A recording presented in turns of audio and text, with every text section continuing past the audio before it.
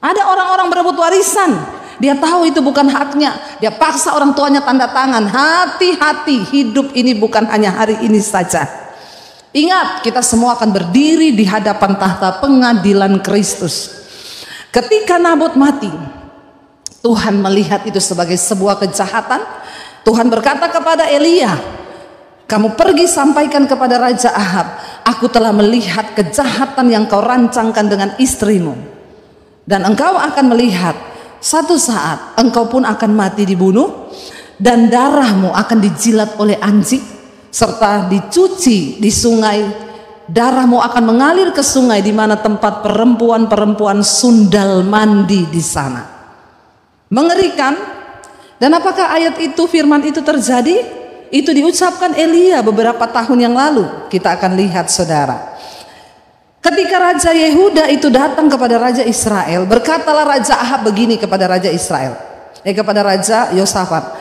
Ayat 3, berkatalah Raja Israel kepada pegawai-pegawainya, tahukah kamu bahwa Ramot Gilead sebenarnya milik kita? Tanah lagi kan, kepengen lagi memiliki. Tetapi kita ini tinggal diam saja, kita tidak merebutnya dari tangan Raja negeri Aram. Lalu katanya kepada Yosafat, maukah engkau pergi bersama-sama dengan aku untuk memerangi Ramot Gilead? Jawab Yosafat kepada Raja Israel, kita sama-sama, yuk.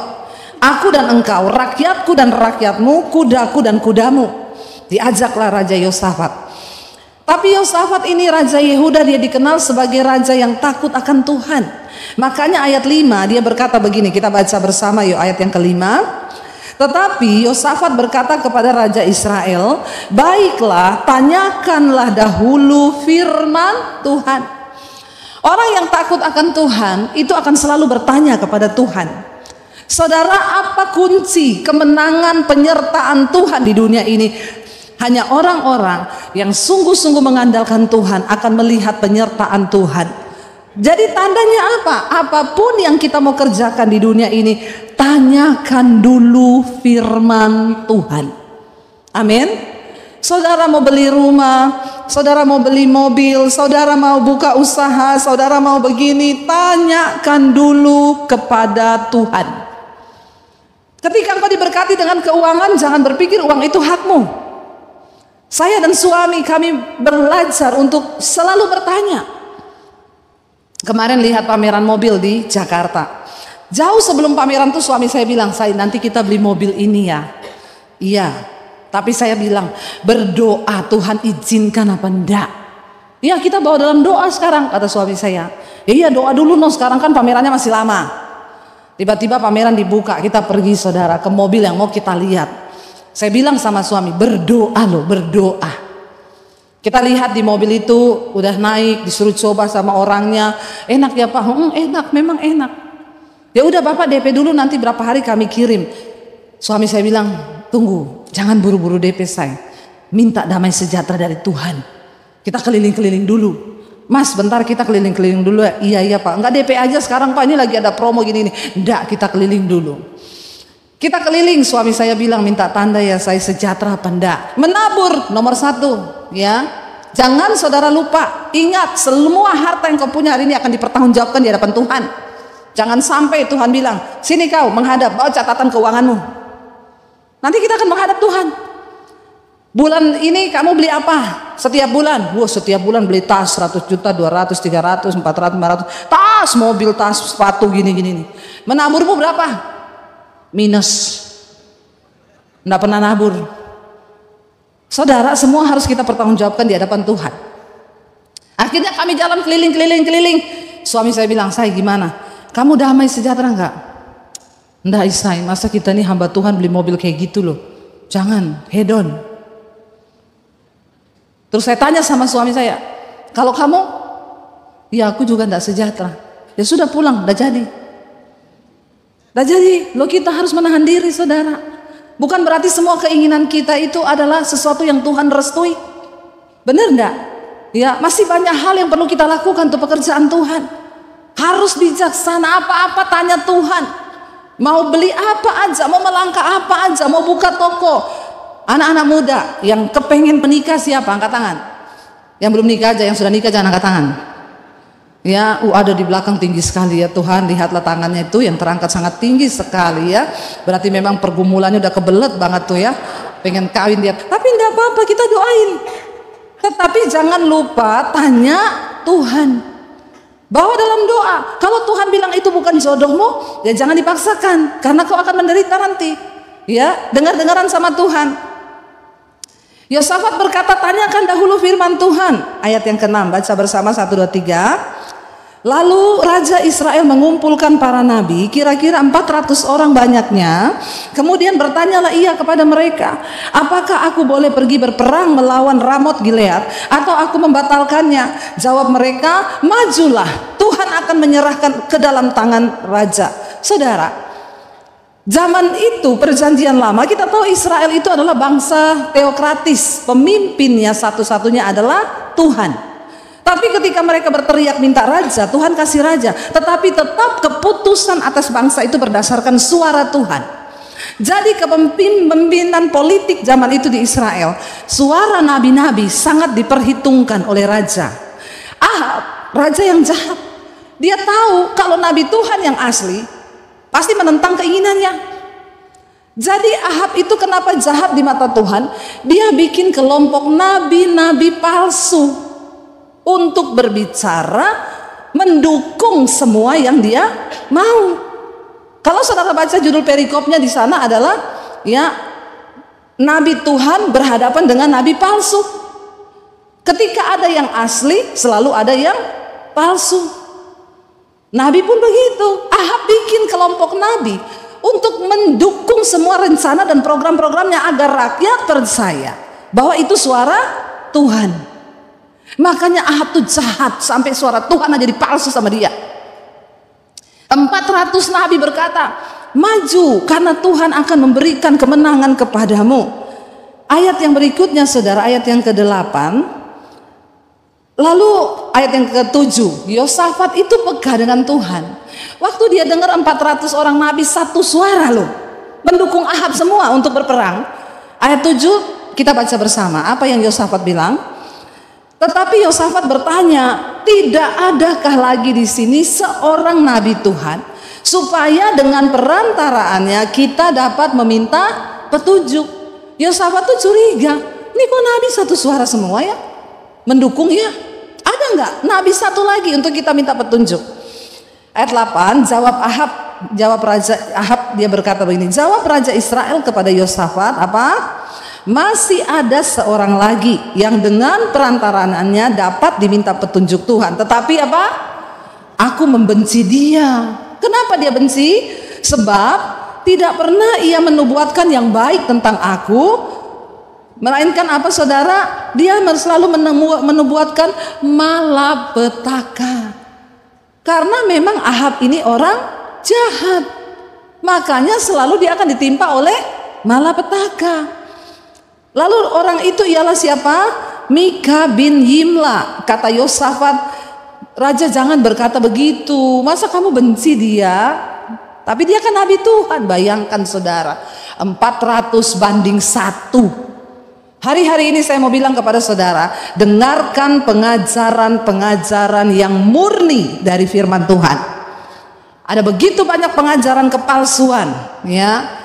Saudara, kita harus mempertahankan keselamatan sampai garis akhir. Banyak pengajaran bermunculan kasih karunia, tidak apa-apa. Saudara selingkuh selamat masuk surga, saudara homo masuk surga, saudara lesbi masuk surga, saudara mabok, merokok, saudara duniawi semua masuk surga. Yesus berkata, ketika dia datang kali yang kedua, banyak orang datang mengaku-ngaku kenal Yesus. Tapi Tuhan bilang, aku tidak mengenal engkau, sebab engkau pembuat kejahatan. Akan ada Tuhan sangkal nggak? Ada saudara. Ditolak, nggak dikenal karena mereka tidak bertobat. Ayat yang ke-9, kemudian Raja Israel memanggil seorang pegawai, lalu dia suruh jemput Mika bin Yimla dengan segera. Akhirnya dijemput Mika. 10. Sementara Raja Israel dan Yosafat Raja Yehuda duduk masing-masing di atas tahtanya dengan pakaian kebesaran di suatu tempat pengirikan di depan pintu gerbang Samaria, sedang semua nabi itu bernubuat di depan mereka. Nabi-nabi palsu ini terus bernubuat yang bagus-bagus. Engkau diberkati Tuhan, engkau disertai Tuhan, engkau pasti begini, engkau pasti begitu. Maka Sedekia bin Kenaana, ini juga nabi palsu, membuat tanduk-tanduk besi, lalu berkata, demikianlah firman Tuhan, dengan ini engkau akan menanduk Aram sampai engkau menghabiskan mereka. Maju, mereka akan habis, dia bilang. Juga semua nabi itu bernubuat demikian, katanya, majulah ke Ramot Gilead dan engkau akan beruntung, Tuhan akan menyerahkannya ke dalam tangan raja. Semua sama nubuatannya. Lalu saudara, tiba-tiba suruhan raja itu sampai di rumahnya Mika. Suruhan yang pergi memanggil Mika itu berkata kepada Mika begini, ketahuilah ya, itu nabi-nabi di sana 400 orang. Mereka sudah bersepakat meramalkan yang baik bagi raja. Jadi kau, ya ingat ya, hendaklah engkau juga berbicara seperti mereka, ya, dan engkau harus meramalkan yang baik untuk raja. Dia dapat pesan sponsor. Jangan macam-macam, harus ngomong yang sama. Saudara, terlalu banyak hal-hal yang manis yang kita dengar, dan kita berkata memang di akhir zaman orang akan cari pengajaran-pengajaran yang menyenangkan di telinga. Saya pernah diundang di salah satu acara, di situ dihadiri oleh satu kepala daerah, saudara. Karena itu di gereja, kepala daerahnya orang Kristen disuruh maju ke depan. Lalu ada 3 pendeta yang diminta maju berdoa untuk kepala daerah itu. Di depan semua masyarakat. Termasuk saya satunya. Pendeta yang pertama dikasih mic, dia berdoa. Tuhan akan mengurapi engkau. Melakukan pekerjaan-pekerjaan yang hebat, yang besar, yang dahsyat. Semua rakyatnya teriak, amin, amin, amin. Saya dengar, bagus doanya. Lalu pendeta yang kedua dikasih mic berdoa. Tuhan akan mengokohkan tahtamu, kerajaanmu, pejabatanmu. Tuhan akan memberikan kepercayaan yang lebih besar. Saya gini, Tuhan ini semua bagus-bagus doanya ya. Aku tidak mau berdoa dengan logikaku Tuhan. Taruh perkataanmu di mulutku Tuhan. Begitu semua tepuk tangan saudara. Amin, amin. Mic-nya dikasih ke saya.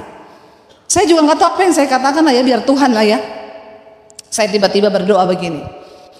Firman Tuhan berkata, kalau engkau sungguh-sungguh melakukan apa yang berkenan di mata Tuhan, engkau hidup menurut hukum-hukum Tuhan, engkau menghormati Tuhan, maka Tuhan akan mengokohkan jabatanmu dan akan memberikan engkau kepercayaan yang lebih besar. Tapi jika engkau tidak menghormati Tuhan, engkau berdosa terhadap Tuhan, dan engkau menyangkal dan tidak menghormati Tuhan, maka Tuhan akan menjatuhkan engkau dan akan mempermalukan. Habis saya berdoa itu saya, kenapa doa saya begitu ya? Tapi ya tidak ada yang amin, tidak ada yang teriak saudara. Ya seperti biasa salaman, ya yang doanya bagus kan. Terima kasih ya Pak Pendeta, haleluya. Iya lama ngomongnya lama. Mungkin juga amplopnya lebih tebal. Yang kedua juga begitu sama saya cuma ini. Ya sudah lah, yang penting sudah disampaikan. Tidak lama setelah itu terbongkar semuanya saudara. Dan ternyata itu nubuatan dari Tuhan. Kasus perselingkuhan, kasus keuangan, dan berakhir di penjara. Siapa yang bisa bersembunyi dari Tuhan? Tidak ada saudara. Kalau Tuhan berkata itu pasti terjadi.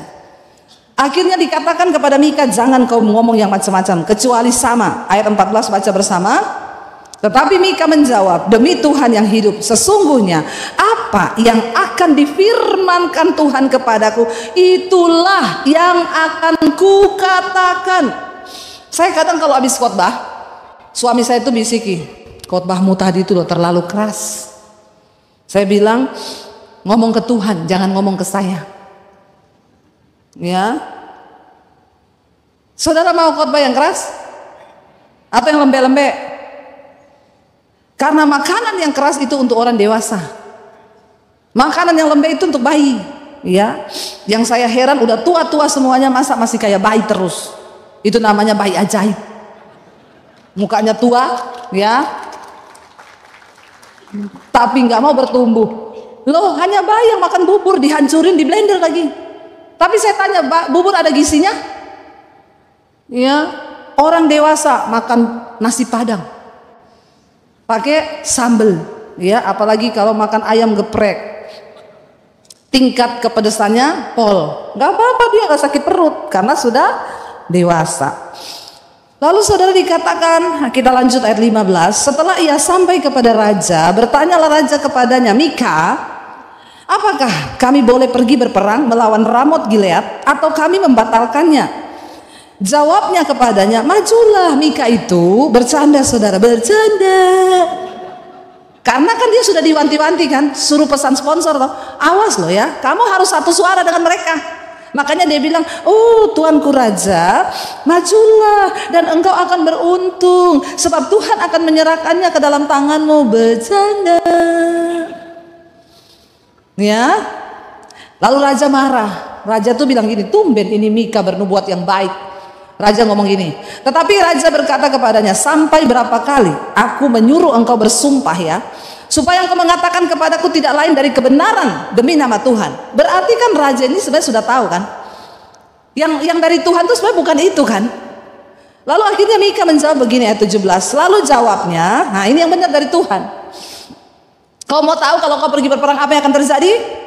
Telah kulihat seluruh Israel bercerai-berai di gunung-gunung seperti domba-domba yang tidak mempunyai gembala. Sebab itu Tuhan berfirman kepada mereka, mereka ini tidak punya Tuhan. Baiklah masing-masing pulang ke rumahnya dengan selamat. Kemudian Raja Israel, Raja Ahab berkata begini kepada Yosafat, iya toh, lihat nih, iya toh, betul kan? Telah kukatakan kan kepadamu, tidak pernah dia ini menubuatkan yang baik tentang aku, melainkan hanya malapetaka. Ini kan berarti nubuatannya Israel seperti gembala yang tidak domba yang tidak bergembala, nggak punya tuan. Berarti apa? Rajanya mati. Harusnya kalau dia tahu itu suara Tuhan, taat, jangan berangkat. Amin. Tapi dasar orang punya keinginan itu melebihi ketaatannya. Hati-hati saudara. Tahun 2024 tanpa ketaatan engkau tidak akan melihat berkat-berkat Tuhan di hidupmu. Karena itu tinggalkan dosa, buang semua hal yang menyakiti hati Tuhan. Tuhan berkata, aku menghormati orang yang menghormati aku.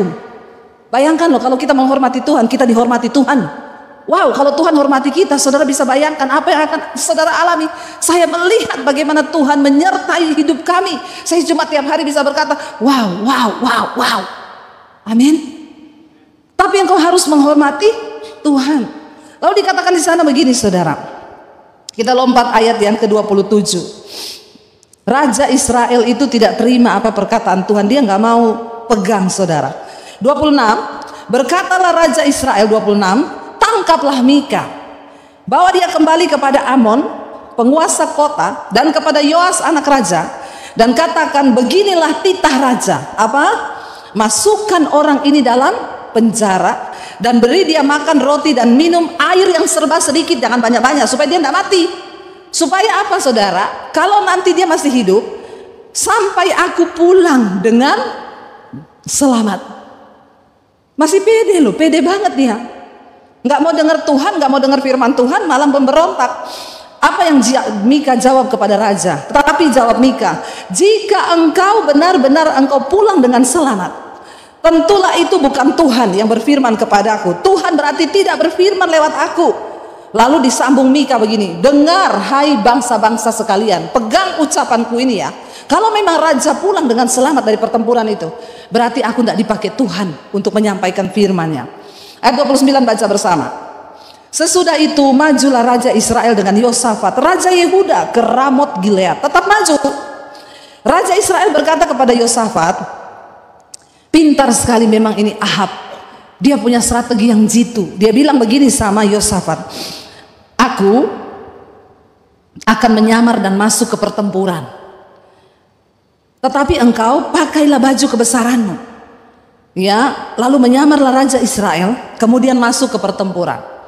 Saudara, dalam setiap pertempuran itu yang menjadi tujuan sasaran utama dibunuh siapa? Raja. Mereka akan cari yang pakai baju raja. Ahab ini licik, Nabot aja dia bisa bunuh begitu. Incarannya dia, tapi dia bilang sama Yosafat, kamu tetap pakai baju raja. Supaya siapa yang dibunuh? Dia menyamar. Strateginya cukup keren sih saudara.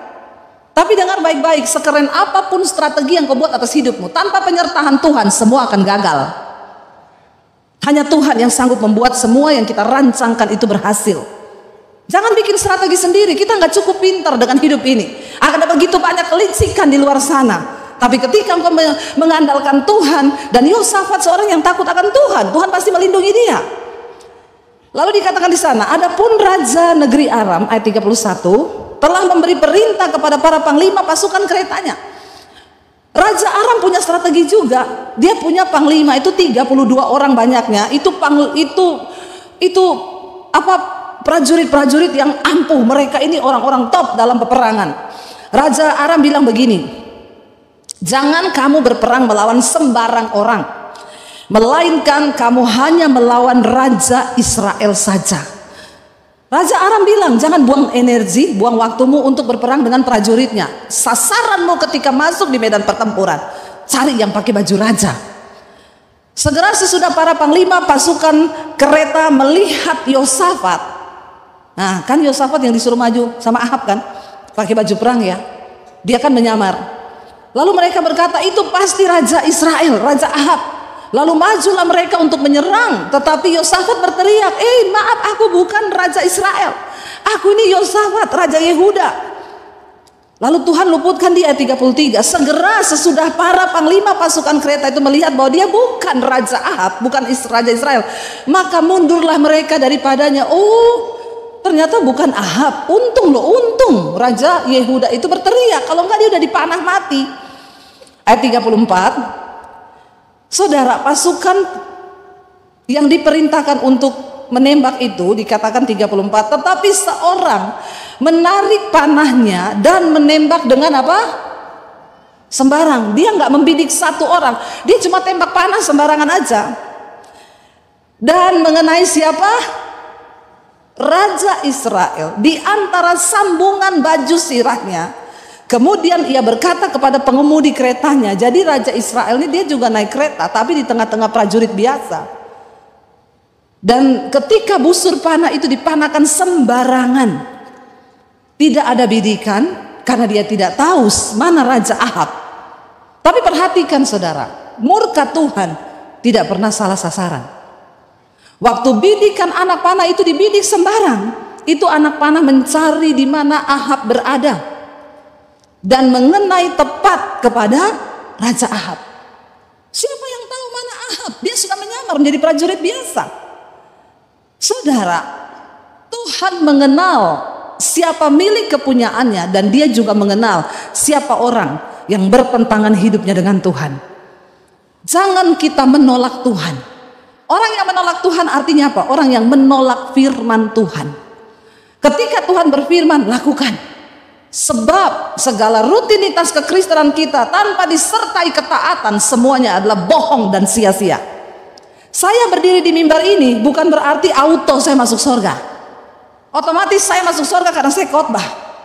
Semua pelayan Tuhan di sini, dengar baik-baik, pemusik, worship leader, singer, engkau berdiri di sini itu bukan auto engkau masuk surga.